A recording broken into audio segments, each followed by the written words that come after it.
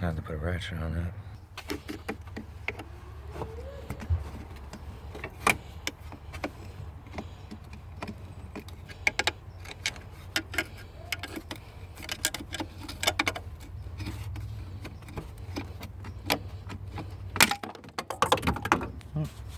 Screwdriver.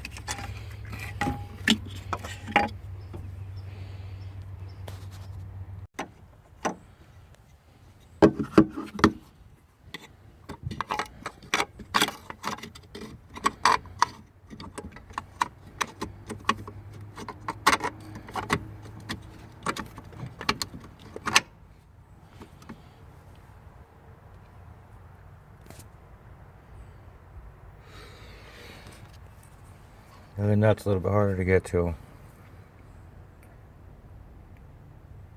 It's under there, same spot. All you do is plug the connectors back in and connect your battery, negative terminals again. I disconnected mine when I started, just so I don't have to deal with any codes and craziness from everything being unplugged. But at this point, I'm just going to plug those connectors in. Two 10mm bolts, top and bottom. 7/16 for here.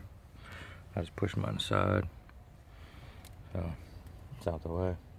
Made it simple, but pretty easy job. Like I said, because of this hose right here, that last nut underneath is a little pain in the ass to get to, but you can do with it. Good luck.